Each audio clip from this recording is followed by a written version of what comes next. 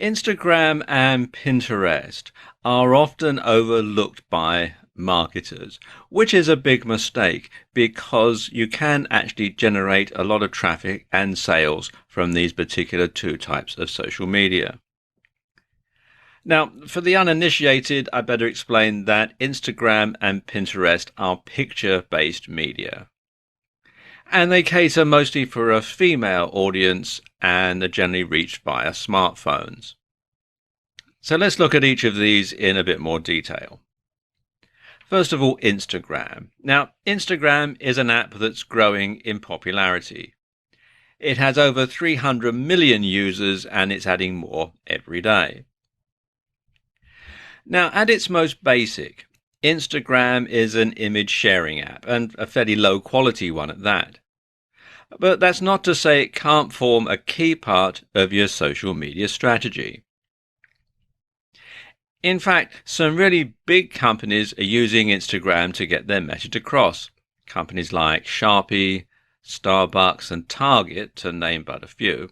And sports teams like the LA Clippers basketball team are heavy Instagram users too. And there are two good uses that you can put Instagram to.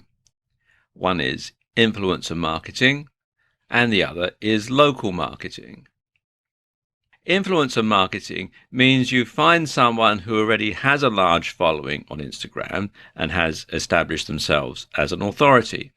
And these people will have the ability to sway the opinions of a large group of followers, which of course is where you eventually want to be.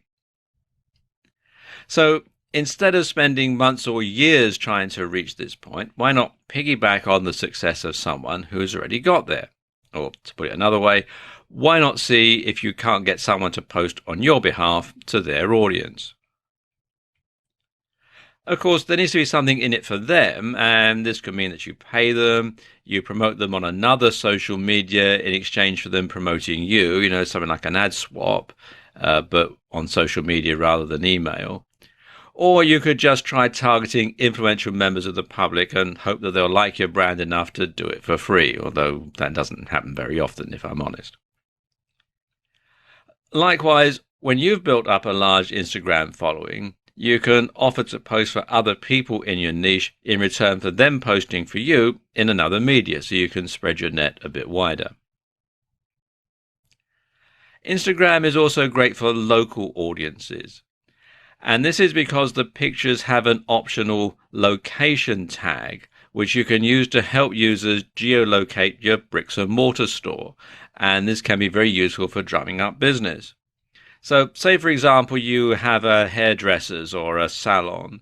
You could ask your clients if you could take a photo of them with their new hairdo and post that on Instagram, and ask them to do the same if they have an Instagram account. So you're going to spread the word out to all their friends and followers. Now, Instagram is a perfect match for Twitter, as the two sites use the same type of hashtag, and it's easy to link an Instagram photo into a tweet. Then let's talk about Pinterest, because Pinterest is slightly different. It's still based around pictures, but they use it in slightly different ways. Essentially, Pinterest works by creating mood boards, and a mood board is essentially a collage made up of images and other materials that you've either created yourself or you've found on the web. For example, one of the most popular types of boards that users will create are wedding boards. And when an engaged couple begin planning their wedding, they'll often start by creating a Pinterest board and then looking for inspiration. They'll look at boards created by other users and search for ideas for wedding dresses, wedding locations, table decorations, wedding cakes, suits, etc. Or they may create separate boards for each of those things. And there are many ways that Pinterest gets used by marketers. For example, you could showcase a new web design or app UI. You could have ideas for interior design. You can put together inspirational images to get people to keep fit if you're in the fitness niche. You could have things like moves or goal physiques, etc.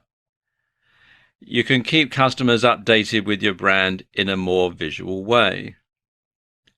You could perhaps, if you have a clothing site, you could have fashion and outfit ideas. If you're a tattoo artist, you could showcase tattoo ideas and much more.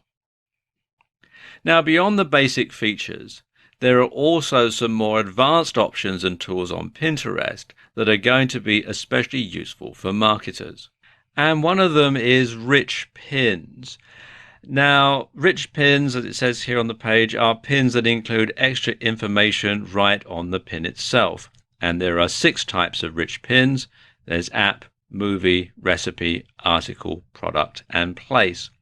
And if you come here to this page, business.pinterest.com/en/rich-pins, you can see it explains all about them, and you can click the links to get more information in detail on all of them.